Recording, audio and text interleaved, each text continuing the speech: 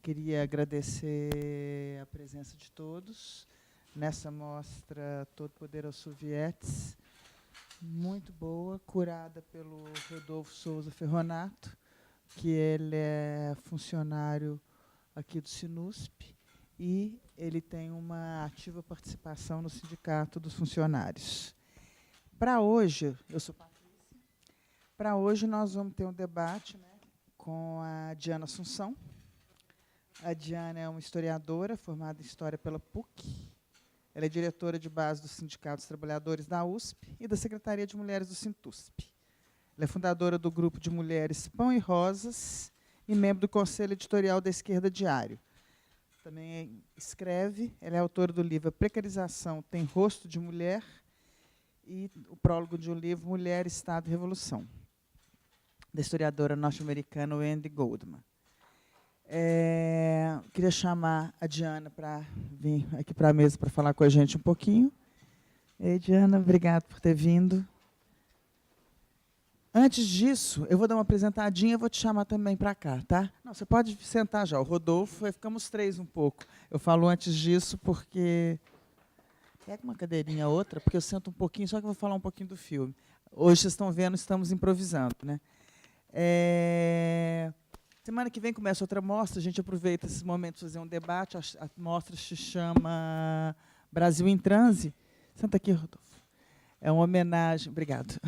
É uma homenagem a 50 anos do Terra em Transe, o filme do Glauber Rocha. E a gente vai ter uma série de debates. É curioso, o filme completa 50 anos e a gente está vivendo um momento político bastante complexo também. Então, os debates se relacionam ao filme, mas, de alguma maneira, as questões daquela época aparecem também. Bom, antes de passar para os dois,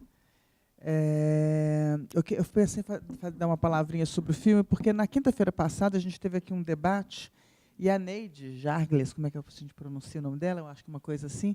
Ela é uma professora de russo, uma estudiosa de russo, ela esteve aqui, e a gente estava conversando como, né, esses filmes, como a União Soviética, ela tem um elemento muito interessante, onde você tem uma questão política. Está tudo bem aí o som, gente? Os meninos estão falando ali, está tudo ok?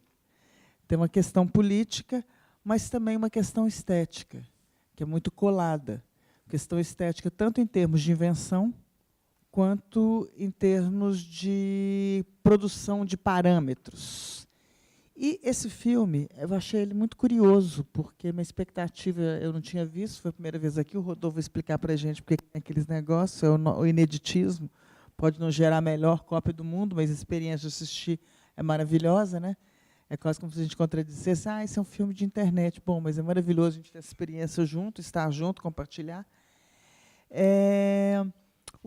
A montagem, porque a gente sabe que é conhecido, né, como os russos, eles se notabilizaram pela montagem. Eles não tinham o menor problema de estudar o cinema americano para ver o que ele trazia de efetivo e, nesse sentido, copiar tudo aquilo que o cinema poderia produzir para alcançar o público. O objetivo era esse, alcançar o público, comunicar, expressar algumas ideias. E esse filme é curioso que ele consegue ser, ao mesmo tempo, inventivo, colocar questões bastante complexas em termos da relação do lugar da mulher, sendo que a mulher aí é Kollontai, que você vai falar com muita mais propriedade do que eu, então deixo isso para você, e para a Diana. E como o filme consegue ter esses tempos internos, os tempos de suspiro, o uso da fotografia, é um uso muito interessante, porque ele quer documentar, ele quer trazer imagens, ele quer trazer situações. Então, quando ele fala, quando, por exemplo, ela começa colocando a dificuldade em determinado lugar, como ela era criticada socialmente, porque, afinal de contas, ela tomava vodka, né? Então, a mulher que toma vodka, logo no iniciozinho do filme, ela coloca. E depois, quando ela fala da Revolução, a montagem muda de ritmo, ela tem uma acelerada. Então, é curioso, porque, como isso que interessa, então, a gente é levado a um outro estado, a um outro tempo, pela própria montagem. Então, formalmente, isso é construído também, isso é produzido também, né? Na foto, o mesmo, porque como o compromisso é com informar e foto, né, tem algumas horas tem alguns canes, foto não se usa, não se mistura, né? É um trabalho que é muito impressionante, que é um filme em primeira pessoa. Hoje, o cinema discute muito esse filme em primeira pessoa, né, que é quando a pessoa fala da própria biografia, da própria história, né? No Brasil, isso passou a ser rediscutido a partir de um trabalho da Sandra Kogut e do Kiko Goifman, o da Sandra Kogut chamado Passaporte Húngaro, onde ela busca um passaporte húngaro, e o Kiko Goifman 33, onde ele procura a mãe biológica dele. Atualmente a gente está com o filme, nós não, né? São Paulo está com o filme do João Moreira Salles, que é também em primeira pessoa. E o que é curioso, que é um filme em primeira pessoa, numa situação que você está discutindo, uma revolução que é da ordem do coletivo. Então, é muito corajoso também ela trazer esse filme em primeira pessoa, onde ela tenta colocar a primeira pessoa como uma pessoa que amarra um drama que é coletivo, que a meu ver, isso é uma questão muito complexa no socialismo. Algumas vezes abrindo mão da primeira pessoa para o coletivo. E aqui ela consegue criar essa ponte. Como eu não quero roubar mais o tempo da nossa estrela, esses apontamentos são só mais... É claro, aí você é uma especialista.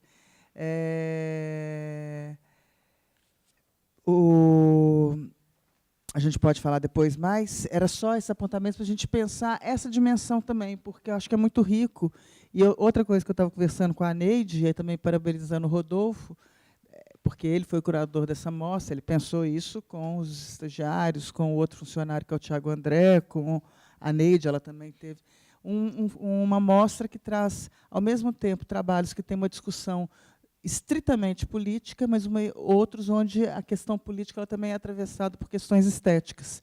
Então, a gente consegue dar essas duas dimensões. E esse filme, ele traz isso novamente. Então, um pouco isso. Obrigada.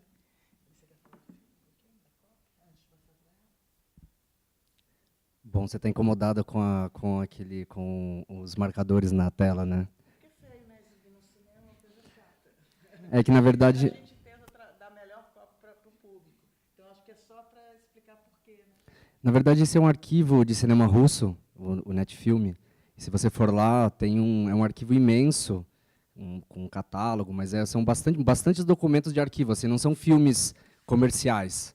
Você tem lá você tem retratando a industrialização, retratando a agricultura de todos os anos da União Soviética, e aí a gente queria exibir um filme com a temática das mulheres, e aí sobre a Kollontai tinha esse.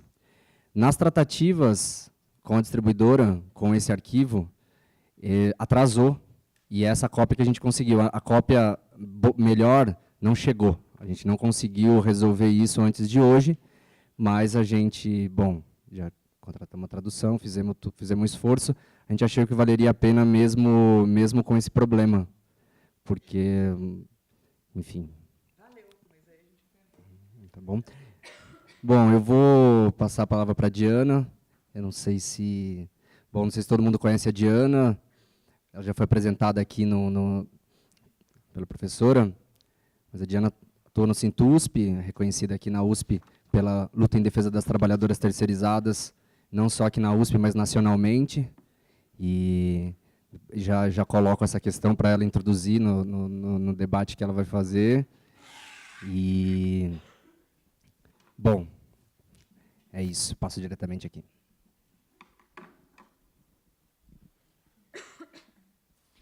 Bom, gente, boa noite a todas e todos. Queria agradecer a Patrícia e o Rodolfo pelo convite, também saudar o Sinusp por estar fazendo essa mostra, né, Todo Poder aos Soviets. Acho que é uma iniciativa muito importante. Enfim, a gente está no centenário, né, da Revolução Russa, então é um tema que, mais do que nunca, a gente precisa resgatar, não para ficar contemplando um passado distante, mas para pensar as lições para a atualidade. Assim. Eu também, enfim, é um filme inédito, também não conhecia.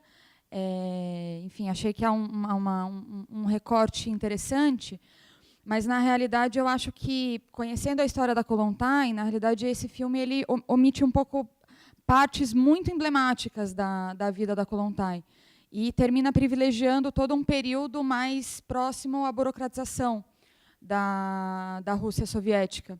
Então, todo o período anterior, tanto do processo anterior a 17, né, enfim, a Kollontai ela se filiou ao Partido Social Democrata Russo em 1899, eu anotei a data aqui.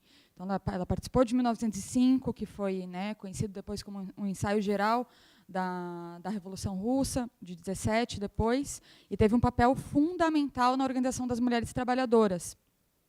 Então, eu acho que esse enfoque, na realidade, perde um pouco uma parte muito importante da figura da Kollontai. Então, vou tentar colocar um pouco do que eu conheço da biografia dela para complementar um pouco essa visão e, enfim, poder debater e tirar conclusões desse próprio filme. Assim. Bom, ela nasceu na Finlândia no dia 31 de março de 1872. Ela era filha de latifundiários, ela era bastante rica, na verdade, a família é bastante rica, e o que permitiu que ela tivesse acesso à educação num país onde 1 a cada 300 meninas tinha acesso à educação. Então, ela fazia parte de uma aristocracia, né? E ela, inclusive, teve a possibilidade de estudar com um instrutor particular que permitiu ela ter um nível cultural muito alto. A Kollontai falava 10 línguas fluentemente. Então, era um nível cultural muito alto. Depois ela acabou casando com o primo dela, Vladimir Kollontai, enfim, a contragosto da família. Teve um filho. Depois ela se separou dele, né, acusando ele de tratá-la com tirania do amor, né, se sentindo oprimida pela situação do casamento, e se separou. Depois ela começou a estudar economia política e, a partir disso, ela conheceu os escritos da Rosa Luxemburgo e do Kautsky, também foi um importante dirigente da Segunda Internacional. E, a partir daí, ela começa a se interessar pelas ideias do socialismo. Né, em 1899, ela se filia diretamente ao Partido Social Democrata Russo, né, onde ela se aproxima, nos primeiros anos, do que ficou conhecido como a fração menchevique. Né, o Partido Social Democrata Russo se dividiu entre duas frações, a bolchevique, que era a maioria, a menchevique, né, a minoria, com divergências sobre temas fundamentais do processo da Revolução. E ela participou, inclusive, eu tinha comentado anteriormente, da Revolução de 1905, do que ficou conhecido como Domingo Sangrento, que foi o momento do massacre muito grande contra os trabalhadores. E, a partir daí, ela começou a se envolver mais no processo revolucionário, começou a escrever panfletos, organizar as mulheres trabalhadoras. Ela, inclusive, foi muito atacada pela reação por esse trabalho com as mulheres trabalhadoras, que, inclusive, os próprios bolcheviques não apoiavam com muita ênfase, na verdade. E, nas greves, inclusive, de 1917, ela teve um papel bastante fundamental nas greves de trabalhadoras. Inclusive, depois da Revolução de Fevereiro, quando toma o poder o governo provisório, ela teve um papel muito importante na organização da primeira greve contra o governo provisório do Kerensky, que foi a greve das trabalhadoras de lavanderias. Na realidade, ela cumpriu um papel muito importante, tanto ajudando uma das principais dirigentes desse processo, que foi quem fundou o sindicato das trabalhadoras de lavanderia, como passando de lavanderia em lavanderia para organizar as trabalhadoras e, enfim, manter a luta revolucionária. Depois, quando ela publica um texto chamado Finlândia e o Socialismo, ela vai para o exílio. Né, e, enfim, ela passa por vários países da Europa e vai entrando em contato com os partidos, né, da social-democracia em vários países. E, enfim, que eu tinha comentado até anteriormente, que o nível cultural dela e essas viagens que ela fez como parte do exílio permitiram ela falar fluentemente 10 línguas e ser uma das dirigentes bolcheviques de mais nível cultural. E, bom, as discussões sobre a guerra e a posição bolchevique, que foi levada pelo Lenin, né, depois, onde ele defendia a posição de transformar a guerra em guerra revolucionária, foi justamente o que fez ela abandonar o menchevismo e se aproximar dos bolcheviques. Né, inclusive, na conferência de Zimmerwald, ela acompanhou a posição dos bolcheviques também. Em 17, ela volta para a Rússia e é a primeira mulher eleita para o comitê executivo do Soviet de Petrogrado. Inclusive, quando o Stalin propõe apoiar o governo provisório do Kerensky, uma minoria de operários metalúrgicos, apoiados pela Kollontai, decidem resistir a essa proposta e defender a proposta do Lenin, né, quando ele estava no momento que ele estava bastante isolado, né, no próprio partido, em 17. Depois das jornadas de julho, quando centenas de milhares estavam levantando a consigna de todo o poder aos soviets, né, enfim, o nome, inclusive, da mostra, ela foi presa junto com muitos bolcheviques, e, enfim, claramente presa por ser bolchevique, por defender que os soviets eram a única forma possível de governo naquele momento, por estar apoiando a posição do Lenin, né, e, nesse momento, os marinheiros da frota do Báltico soltaram uma carta, inclusive, em defesa da Kollontai, defendendo a liberdade dela, defendendo a posição dela como dirigente revolucionária naquele momento. Isso aparece no filme, inclusive, essa questão da carta. E ela foi eleita para o Comitê Central do Partido Bolchevique enquanto estava presa, inclusive, nesse momento. E foi talvez a mais importante dirigente do Partido Bolchevique. Depois da tomada do poder, né, em outubro, ela foi nomeada comissária do povo para assistência pública, um cargo de nível ministerial no governo operário. Isso aconteceu no dia 8 de novembro, enfim, vários bolcheviques estavam sendo nomeados. Então, para a pasta de negócios estrangeiros, foi o Uritsky e o Trotsky. Para o Ministério do Interior e da Justiça, Rykov. Para o Ministério do Trabalho, Shliapnov. Para o Ministério da Fazenda, Menginsky. E para o Ministério da Assistência Pública, né, como comissária do povo, a Kollontai. Foi um momento bastante emblemático em que, enfim, todo mundo, durante a nomeação dessas figuras, começaram a cantar a Internacional, e a Kollontai desabou de lágrimas, de emoção, naquele momento de estar assumindo um papel tão importante no governo operário. Ela era chamada, inclusive, pelos camaradas mais próximos de a pequena camarada, e, à frente desse Ministério, né, da Assistência Pública, ela vai ser uma das principais implementadoras das reformas que foram introduzidas na legislação sobre a mulher e a família. Né? Então, o processo de 17 abriu espaço para uma transformação muito importante do ponto de vista das leis em relação às mulheres, à maternidade, à família, e ela implementou várias dessas questões. Né? As mulheres soviéticas, a partir daí, podiam escolher livremente as suas profissões, passaram a ter um salário igual ao dos homens pelo mesmo trabalho, tinham emprego garantido pelo Estado, foi proibida a demissão das mulheres grávidas, garantiram o direito ao divórcio, inclusive por cartão postal, uma questão que não tinha antes, e a educação infantil passou a ser mista. Foi alguma das medidas que diretamente a Kollontai implementou. E o decreto pelo direito ao aborto na Rússia foi escrito, lido e implementado pela Kollontai também, que legalizava o aborto em todo o país, e, inclusive, tinha um ponto que determinava a punição dos médicos que se negassem a fazer o aborto, e a punição dos médicos que tentassem lucrar com o aborto de forma privada. Né? Ou seja, era para garantir que era um direito público garantido realmente pelo Estado operário. E ela foi uma parte muito importante do pensamento bolchevique em relação à luta das mulheres, né? Que, enfim, a questão de gênero na Revolução Russa não era um adendo, era um elemento central do processo revolucionário. Né? E, por isso, guardava 4 preceitos fundamentais para dar bases materiais para a libertação das mulheres, né? Pós tomada do poder.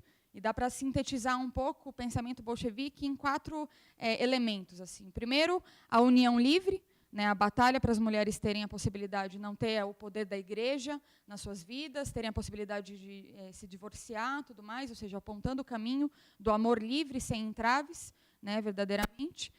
Um segundo ponto é a independência financeira, porque o problema é que a maioria das mulheres dependiam do salário dos homens para sobreviver, para cuidar dos filhos, e sem igualdade salarial, sem estarem na produção, isso era impossível, era necessário ter um salário independente para as mulheres, esse era um ponto fundamental. Terceiro, a socialização das tarefas domésticas, ou seja, tirar o trabalho doméstico gratuito, imposto, como um fardo sobre as costas das mulheres até hoje, né? Tirar do âmbito privado, passar para o âmbito público, e o Estado operário passar a garantir creches, lavanderias e restaurantes garantidos pelo próprio Estado. E, como um quarto ponto, o definhamento da família, né, que seria uma consequência dos pontos anteriores.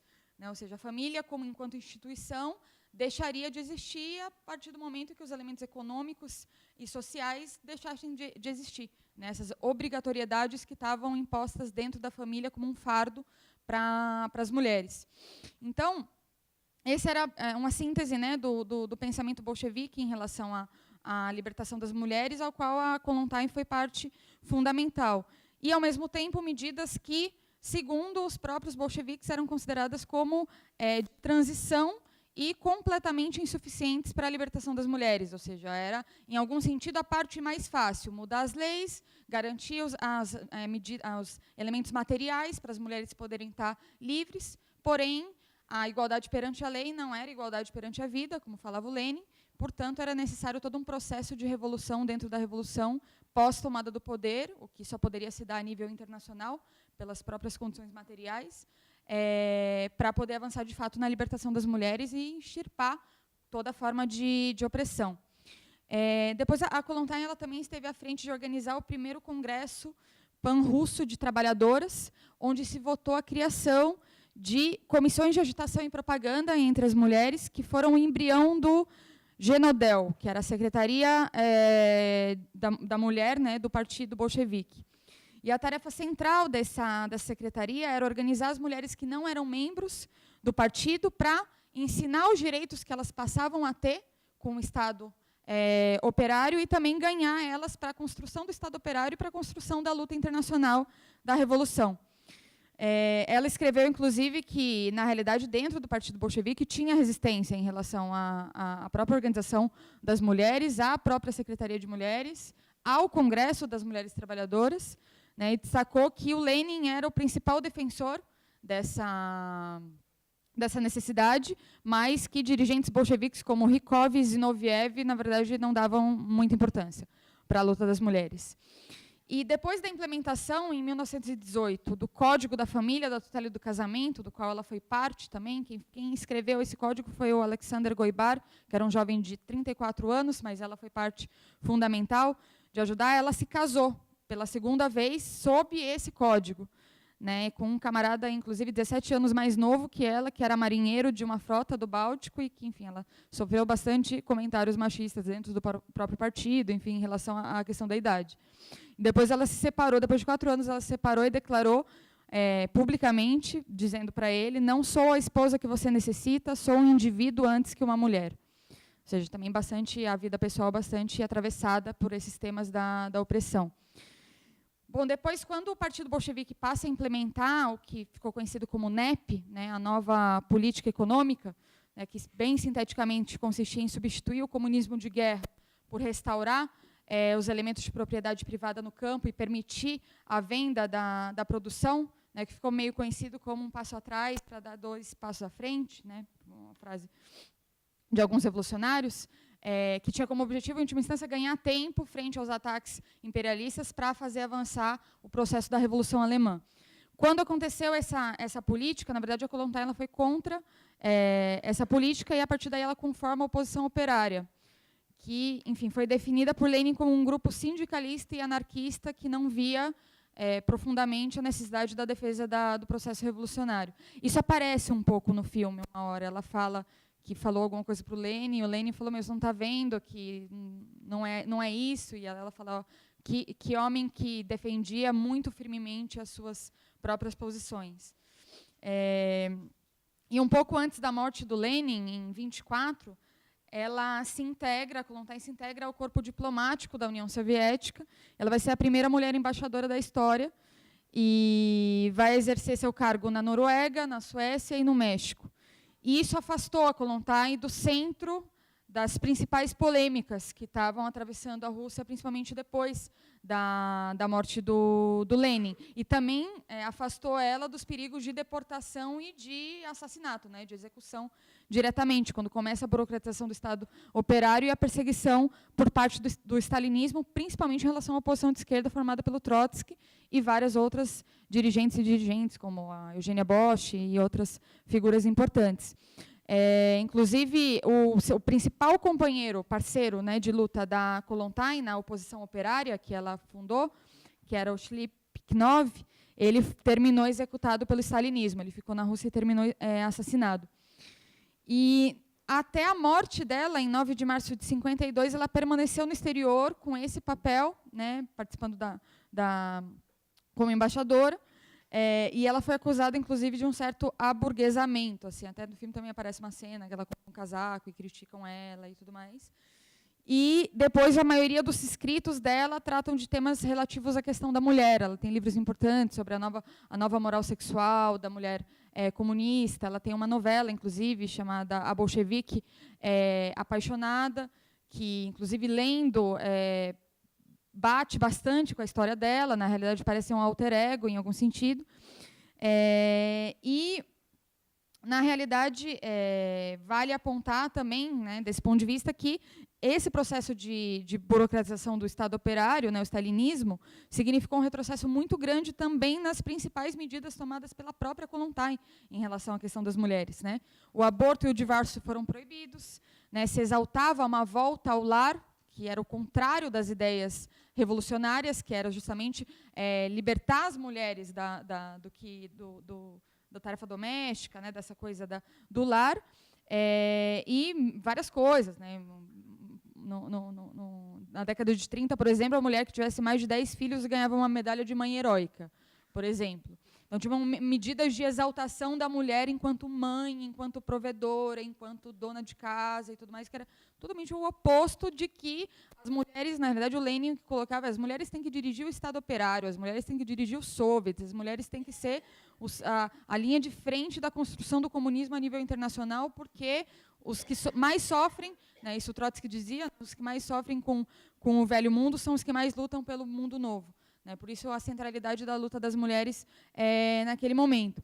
Então, assim, nesse sentido, também fica uma certa interrogante em relação à posição da Kollontai sobre o stalinismo, porque, né, fica uma pergunta, né, quanto houve de desconhecimento dela estando em outros países em relação ao que estava acontecendo no Estado operário sob o domínio do Stalin.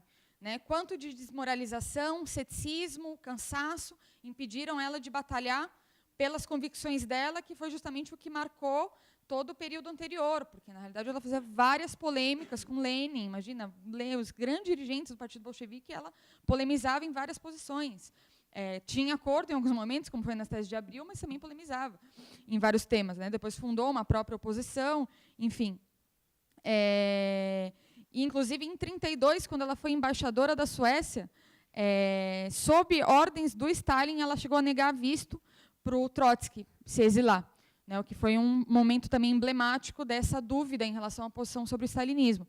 Mas é interessante que o próprio Trotsky, nos escritos dele, na Revolução Traída, quando ele vai tentar descrever o terror do stalinismo, ele diz que ele cita o caso da Kollontai e coloca bastante que, na opinião dele, a Kollontai estava sofrendo uma duríssima repressão do stalinismo e que, enfim, terminou silenciando, mas frente a uma repressão brutal. Bom, acho que isso é uma questão importante para marcar, nesse sentido, acho que até a própria escolha do filme de expressar muito mais essa segunda parte da Kollontai, acho que acaba mostrando um retrato um pouco inofensivo do que foi essa grande figura, essa grande dirigente revolucionária, que, enfim, independente dessa questão do silenciamento, isso não apaga o quão emblemática foi o papel dela na revolução, na organização das mulheres, na luta política dentro do Partido Bolchevique, para que a questão das mulheres fosse um elemento central do processo revolucionário, e, enfim, também porque ela foi bastante pioneira em ter um pensamento muito audaz sobre as novas formas de relações humanas, né, imaginar novos vínculos igualitários entre homens e mulheres, entre seres humanos, entre todos, entre o que seria a família, porque também isso era parte fundamental do processo revolucionário. Né? Se dá o desafio de tomar o céu por assalto, como fez a classe operária russa, sob a direção do Partido Bolchevique, significa também se dá o desafio de construir um novo Estado, no caso, né, o comunismo, e significa repensar todos os âmbitos de organização da sociedade. E a Kollontai pensava muito esses temas, né? Como seria? Ela discutia muito a questão do amor-camaradagem, como seria a família, que seríamos todos uma grande família no comunismo e tudo mais, que era parte também muito forte de debates acalorados entre os próprios bolcheviques sobre como que seria a família, como seria o amor livre. Cada um tinha uma opinião. Era, enfim, os revolucionários lutando por um grande sonho e pensando como seria essa nova sociedade que eles estavam construindo, que teria que ser, também nessas relações, muito melhor do que a miséria capitalista oferece para nós, né? Então, enfim, queria resgatar um pouco a história dessa grande, emblemática figura, que é a Kollontai, para abrir o debate, colocar que eu acho que essas lições da Revolução Russa, de figuras dirigentes como a Kollontai, são muito importantes no momento em que a gente sofre ataques tão fortes aqui no Brasil, com todas as reformas que a gente está vivendo, pós-golpe institucional. E a Revolução Russa também deixa lições da necessidade de não trilhar caminhos de conciliação de classes para enfrentar o capitalismo, né, mas sim a necessidade de destruir, de fato, o sistema capitalista para poder construir uma nova sociedade, e para isso não tem atalhos, é necessário construir um partido revolucionário, como eles construíram durante anos, né, e ter uma estratégia da revolução proletária e socialista, com a luta das mulheres como um centro importante. Enfim, no nosso país, a luta dos negros teria que ser um centro fundamental também. É isso, obrigada.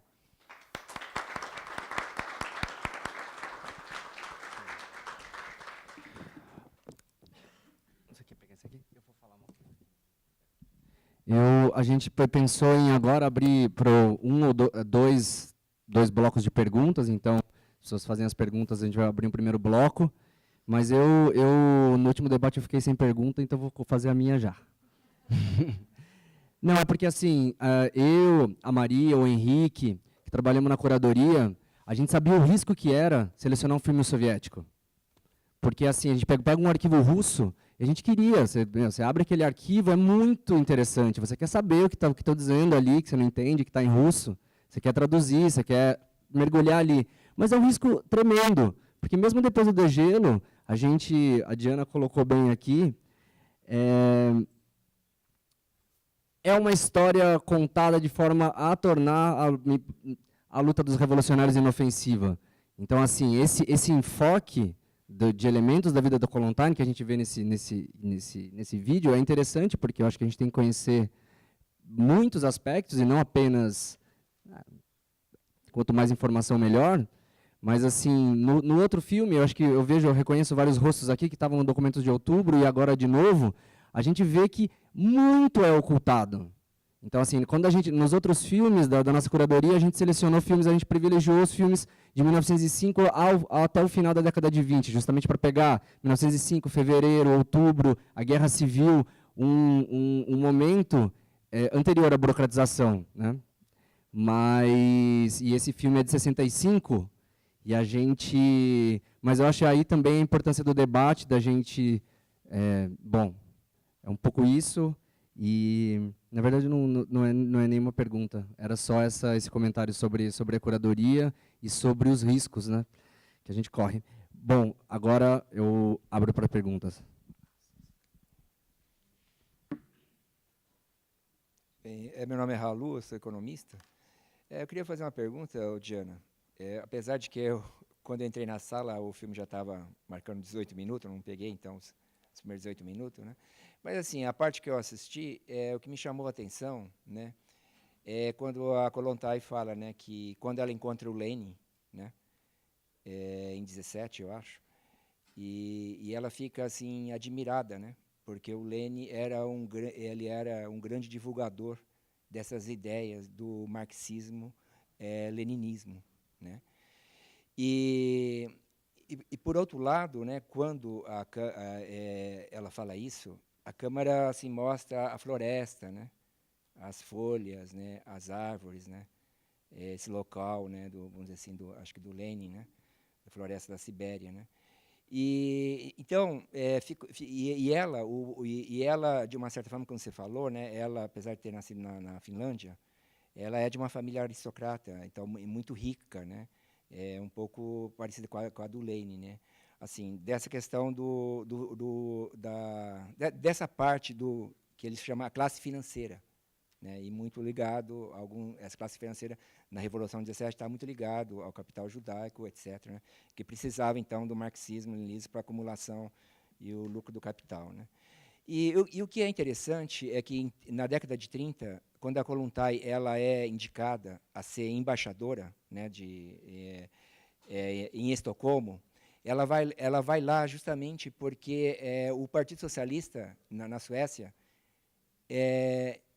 eles chega a fazer, não assumir o poder, só vai assumir o poder com o Olof Palme, mas eles participam então do poder. Então ela vai lá para negociar um dinheiro, né, não sei de quantas coroas, para ajudar a Revolução Soviética. A Revolução Soviética nesse período de 30 estava passando por um sério problema. Porém, ela não consegue no primeiro instante, né, que era uma quantia ínfima, comparada ao que ela vai conseguir depois, eu acho que em 37, eu acho, né? Então, realmente, aí era 1 bilhão de coroas e tal, e que vai ser fundamental para a ajuda, né, da Revolução Soviética, né? Mas o que me chama a atenção é que, quando ela volta para levar esse dinheiro para lá, né, aparece a figura do Stalin, né? Mas a figura do Stalin com bigode e tal, né, bem saliente, assim, tal, né? E aí o narrador fala assim, mas a Kollontai, quando ela chega lá, ela encontra, não sei, acho que 2 amigos dela, né, que foi assassinado pelo Stalin, então o Stalin tinha assassinado toda a velha guarda, né, já nesse período, né, da burocracia soviética, né. Então a Kollontai, de uma certa forma, ela chega lá, mas ela vê uma outra realidade, bem diferente daquela que ela encontrara em 17, uma Moscou totalmente assim burocratizada, né, e totalmente diferente, né. Então eu queria que se desse para você comentar essa parte, né, por exemplo, como o documentário é sobre ela, né, assim, o papel, né, que a Kollontai teve, não só como feminista nessa questão de ajuda de trabalhadoras do movimento feminista, né, mas na mediação diz que é a classe dela, né, essa classe financeira dela, né, como que ela trabalha isso e qual vai ser a importância desse conhecimento que ela tem de finanças para a ajuda da União Soviética, né? Porque o embaixador, quer dizer, o banqueiro que ela achava que ela ia encontrar lá, acho que é aquele Wallenberg, não é aquele Wallenberg que vem, aquele banqueiro da Finlândia, é aquele burocrata soviético, né, que vem no lugar do Wallenberg, né? Então, se desse para você comentar, até que ponto a Kollontai, sendo dessa classe financeira, né, ela foi importante na mediar essa luta das trabalhadoras e também nessa ajuda da Revolução Soviética nesse início, que precisava de muito recurso financeiro. Acho que é a minha pergunta.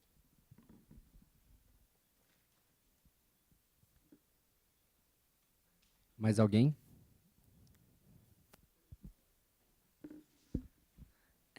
Queria saber se tem alguma informação assim sobre a reação das mulheres soviéticas a esse retrocesso que houve, né? Que em 1917 conseguiram legalizar aborto, conseguiram divórcio e depois houve um retrocesso, né?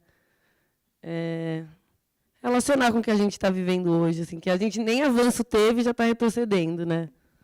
Ver o que você tem para falar sobre isso. Alguém mais?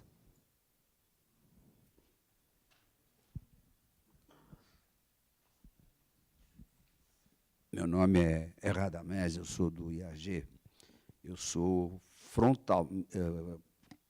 totalmente a favor do aborto em todas as suas circunstâncias. Outro sim, comentário, sou brasileiro, e uma figura brasileira parecida com a que nós estávamos discutindo na Rússia seria a nossa Marta Suplicy, também de família muito rica e absolutamente despreparada para dizer bom dia, meu nome.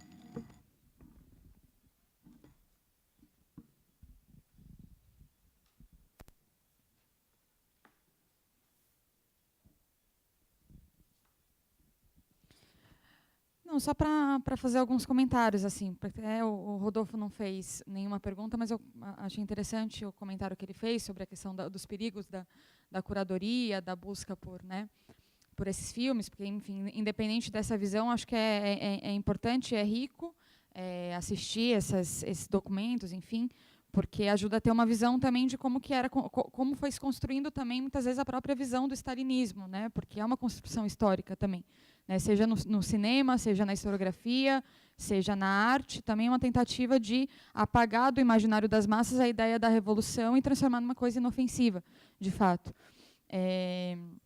E, hoje em dia, na Rússia, também é uma coisa muito forte isso, né, o quanto que tem uma propaganda, inclusive, né, diferente do que nesse filme, mas tem uma propaganda muito forte para mostrar os avanços da Revolução Russa como uma vergonha, assim, na verdade. Inclusive, eu tive num debate semana passada na engenharia elétrica da Unicamp sobre a luta das mulheres na Revolução.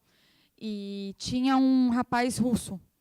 E ele foi na atividade e ele pediu para falar e ele falou: nossa, eu estou meio em choque com o que você falou, porque tudo que você falou que achava maravilhoso da Revolução, a gente tem muita vergonha, na verdade, dessa libertinagem que tinha na Revolução Russa, essa coisa toda, a gente precisa voltar à moral, e assim um pensamento bem conservador mesmo, que certamente tem bastante peso hoje lá, né? A gente vê muitos retrocessos do que é a situação na Rússia, né? E até eu comentei para ele, eu falei: nossa, o contrário, eu tenho vergonha de viver num Brasil onde LGBT é doença, né? Ou seja, isso sim dá vergonha, e não as conquistas todas que tiveram na Revolução, assim. Em relação ao que... Como é seu nome? Que a Estela comentou, da reação das mulheres, né, eu não saberia dizer exatamente se chegou a ter algum tipo de greve ou manifestação específica em relação a esse retrocesso, mas assim, o que condensou mais a resistência ao processo de burocratização foi a oposição de esquerda, encabeçada pelo Trotsky. Tinham várias dirigentes mulheres que também terminaram assassinadas. Acho que a mais emblemática é a Eugênia Bosch, que foi uma grande bolchevique que, enfim, fazia, sei lá, discursos nos batalhões do exército para tentar ganhar os soldados para a Revolução.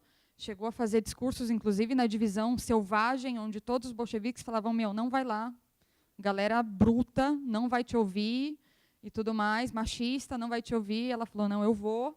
E foi lá e ficou horas e horas declamando e saiu escoltada pela orquestra da divisão, todo mundo gritando e agradecendo ela. Essa foi uma grande bolchevique da Revolução, e ela foi parte fundamental da oposição de esquerda.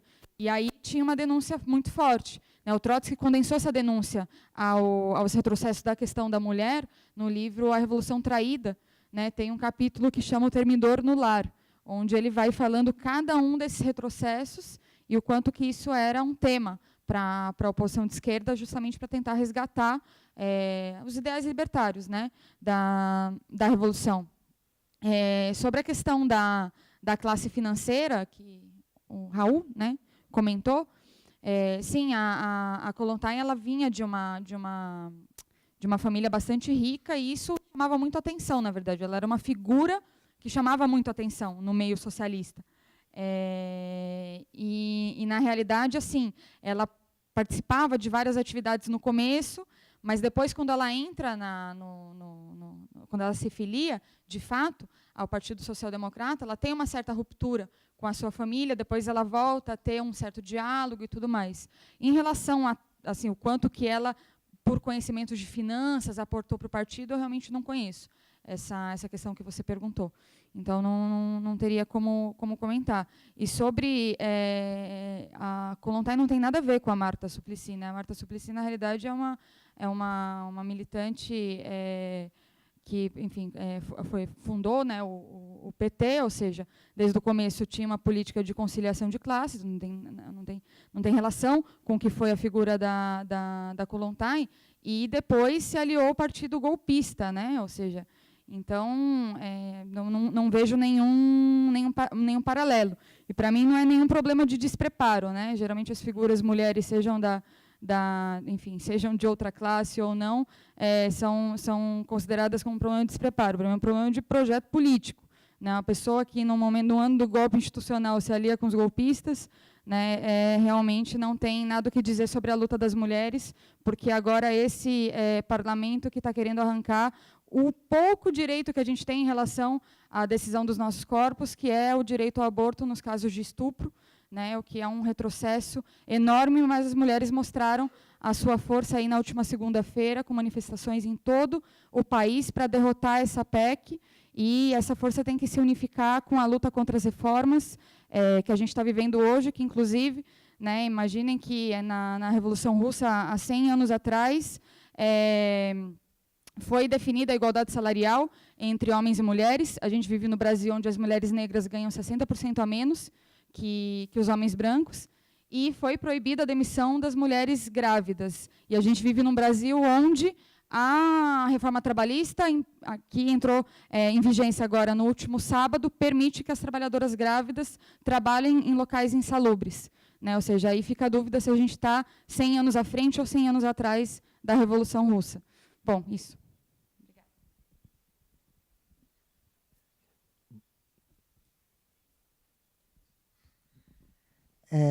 Diana, provocada por você agora, porque acho que a gente está num momento muito complicado, muito difícil, né? Muito difícil, inclusive, em termos de análise, e cada país, a meu ver, com diferenças produzidas por sua. Eu sou formado em história, adoro, né? É engraçado. Tem um monte de historiador que fica vagando para outros campos, né? Isso é um clássico da nossa formação de graduação. E eu fico me perguntando, quando você coloca, por exemplo, você usa um rapaz da Unicamp, que ele tem esse espanto e fala, olha, você tem interesse, porque eu acho que a Rússia e União Soviética, que é um projeto de União Soviética, né, a Revolução Projeto, né, muito mais, quase tem uma dimensão continental, né, todos esses acontecimentos, eles ecoaram e ecoam de maneira muito diferente, e a apropriação e o entendimento do que aquilo significou é muito diferente também. E eu estou dizendo isso porque, se esse rapaz, que eu não sei quem é ou como ele saiu, ele de alguma maneira ele não se identifica, eu, ao contrário, recentemente andei encontrando com muitas pessoas vindas de diversos desde o país, Rússia, Latávia, porque aí quando deixou de ser União Soviética, você tem uma pluralidade de países muito grande, né? Onde sim, você tem uma sociedade complexa, complexíssima, né? A formação até hoje se mantém, como se mantém em Cuba, uma formação singular, onde eles ainda conseguem estar na ponta em termos de formação com os países que formam melhor o seu povo, como a Suécia, a América também forma a sua elite, a Alemanha, né? Então, apesar de uma situação financeira não a melhor, eles conseguem manter isso.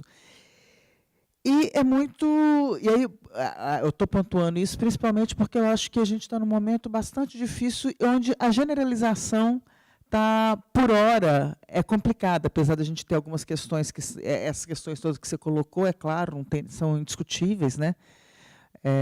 Essa perda de direitos é evidente, sabe? Esse desaparecimento do Estado para aquilo que interessa a população é o que está acontecendo mesmo, esse projeto neoliberal, mas o que é a Rússia e de que Rússia a gente está falando, né? Porque, ao contrário, curiosamente foram mulheres que eu encontrei, Tina, Guma, babá, sabe, tem uma inserção muito ativa e ocupa um lugar diferente, e inclusive aí é uma espetadinha, né, que eu vou dar não em você, mas nos meninos brasileiros, que elas comentam como o homem brasileiro é engraçado, que uma amiga casou com um homem brasileiro e falou, gente, eu sou sua mulher, como é que você faz isso comigo? Né, aquele homem que quer que a mulher ocupe o lugar da doméstica, que ela falou mas eu sou casado com você, como é que você está querendo fazer isso comigo? Sabe, assim, não cabe mais culturalmente essa lógica, mas é só esse parêntese.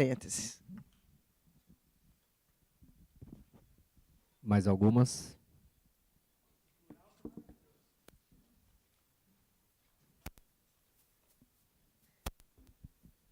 Olá, boa noite, meu nome é José. Eu gostaria de falar a respeito da questão ele falou que ela vem de uma classe, uma elite capitalista, enfim, financeira. Eu queria dizer a respeito, por exemplo, retomando uma crítica que eu já fiz aqui, quer dizer, tomando a Revolução Russa como modelo, enfim, como manual de revolução, de mudança, transformação, no mundo que nós vivemos hoje. Teve um exemplo dela, por exemplo, que veio dessa classe, e nós vimos uma série de fotos, que você mesmo falou, que ela sofreu uma crítica até por causa disso, do modelo burguês que ela estampava, enfim, quando estava como no consulado, né, ela estava como representante da Rússia em outro país, enfim. E o que eu queria dizer é o seguinte: será que, por exemplo, a ideia do capitalismo, por exemplo, existe essa crítica ao capitalismo, e no Brasil está tendo uma reação, enfim, da direita, em partes eu concordo, em partes não concordo, mas fixar, por exemplo, na ideia de revolução, tendo, por exemplo, uma mulher dessa, de uma importância, claro que teve, mas vindo de uma esfera financeira, de elite, enfim, se comportando daquela maneira, do ponto de vista, absorvendo aquele simbolismo cultural e comportamental, não que isso seja errado, não é nesse sentido, mas, enfim, reafirmando aquilo que, de uma certa maneira, ela se postou a criticar. Quer dizer, será que, por exemplo, essa crítica que se faz ao capitalismo, e tomando esse modelo da revolução como esse manual, será que isso não está um pouco falido do ponto de vista de que o capitalismo, na verdade, seria o princípio mesmo de sociabilidade, de relações humanas? Porque é escambo mediado pela própria moeda. Agora, a revolução foi importante do ponto de vista cultural. Essa personagem importante feminina, que, enfim, gerou uma série de processos, incluiu uma série dos direitos das mulheres na Rússia, sobretudo, mas depois retoma esse papel burguês, enquanto manifestação de expressão que é um pouco dentro de um capitalismo no sentido do comportamento consumista, enfim. Não que eu esteja também criticando, quero dizer no sentido de que, por exemplo, se ela faz essa contraparte, a partir de uma posição anterior, será que o problema não está no capitalismo, mas sim, por exemplo, na luta sim por direitos e por uma melhor capacidade de distribuição disso, né? Porque, dentro do ponto de vista, se manter a tecla de que a crítica que se faz, tomando a revolução, a Rússia já é a Rússia, e a gente sabe o que está acontecendo na Rússia. Um centralismo de poder muito grande, até, sobretudo, um retorno a um patriarcado, de uma certa maneira, no Putin, na figura do Putin, até se pode colocar como simbolizando ali as relações até anteriores, baseadas num centralismo de poder absolutista das dinastias czaristas, enfim. Mas, do ponto de vista disso, a Rússia ela já não existe mais nenhum sentido na revolução dentro da Rússia.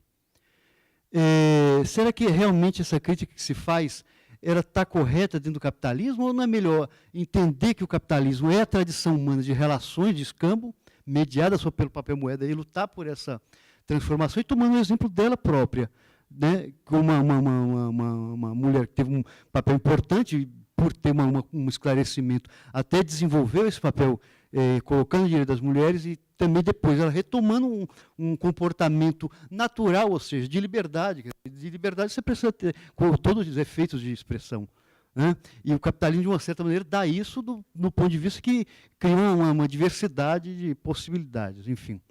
E outra coisa que eu queria saber era a relação dela, que ela foi até 52, 54, não lembro o que você falou, com o Stalin. Quer dizer, esse papel tão díspare, né?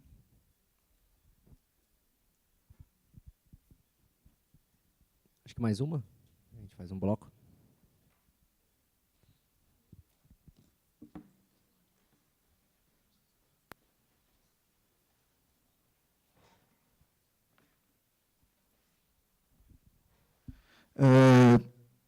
Boa noite. Meu nome é Alan, sou do estudante de Direito, enfim. Eu queria saber até que ponto foi o trabalho dela além da Rússia, além do núcleo da evolução ali da Rússia, em relação ao Ocidente ou ao próprio Oriente, se ela buscou expandir, eu espero que sim, até que ponto foi muito efetivo o trabalho dela, fora do núcleo da Revolução, principalmente depois que ela saiu da Rússia e se ela procurou se envolver, provavelmente sim, né? Mas até que ponto ela se envolveu com outras questões também, principalmente na América e no Oriente, com questões de gênero e raça e etc. Só uma curiosidade mesmo.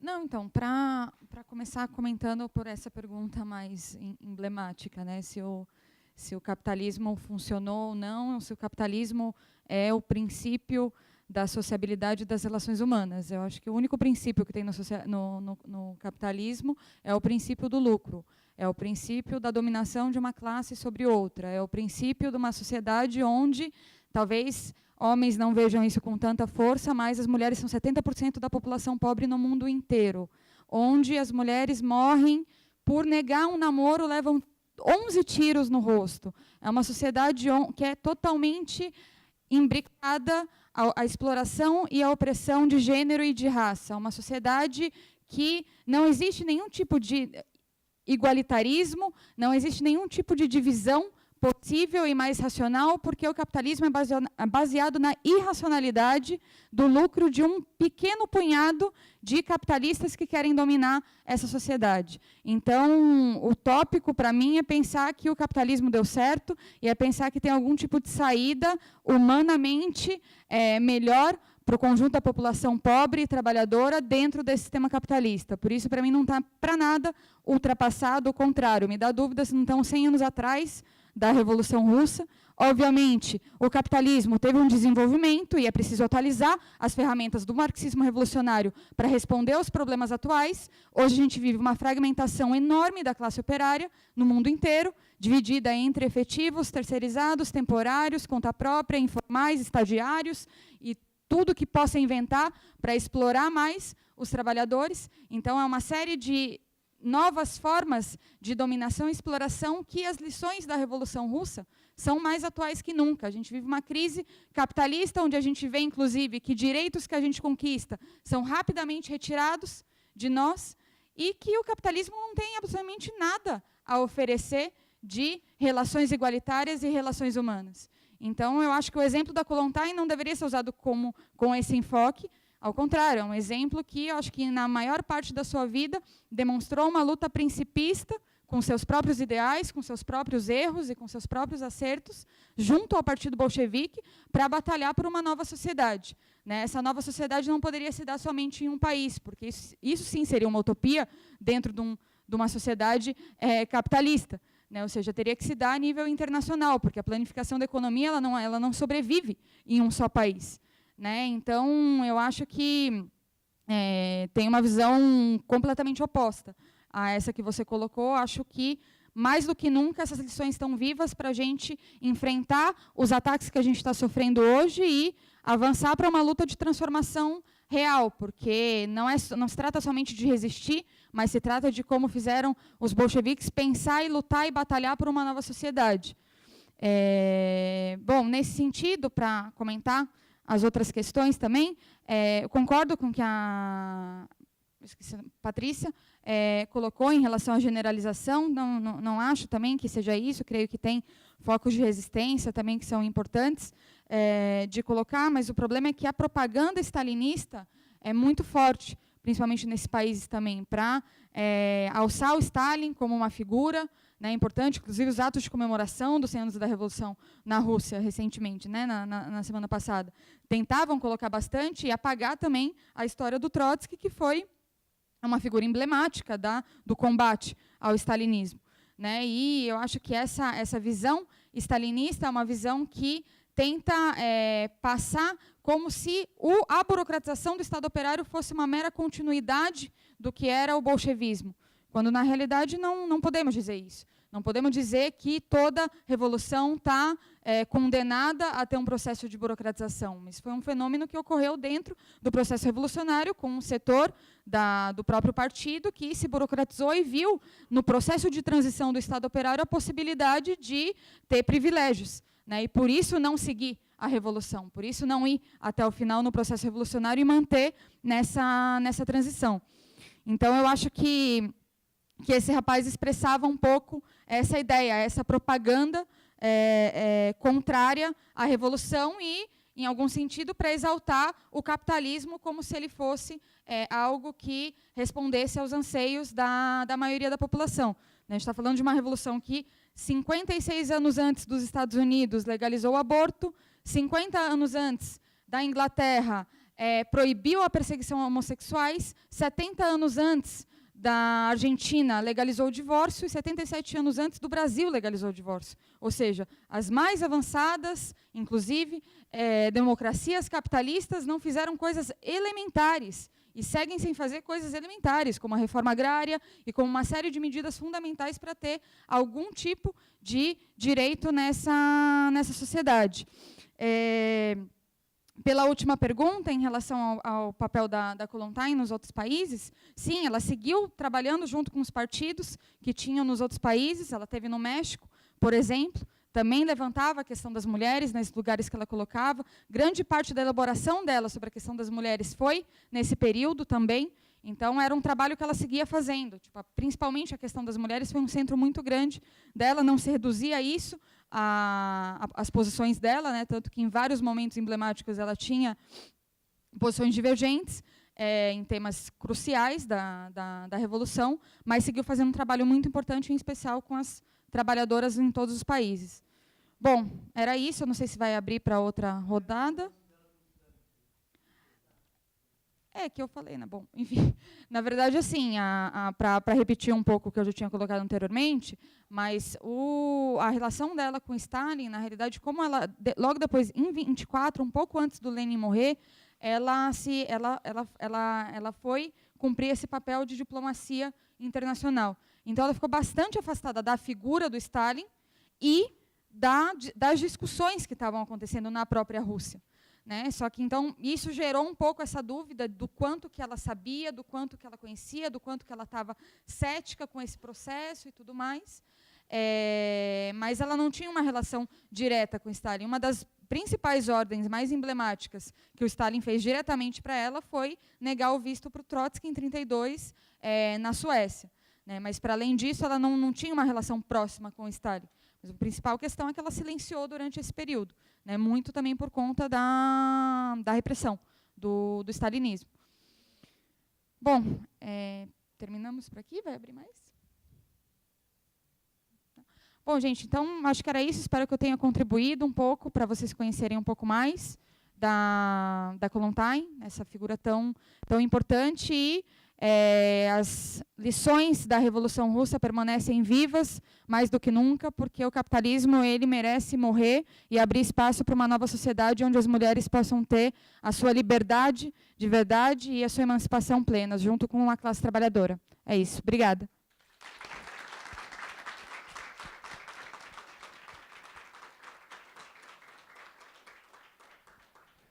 Queria agradecer a Diana, mais uma vez. E lembrar que amanhã é o nosso último dia da mostra.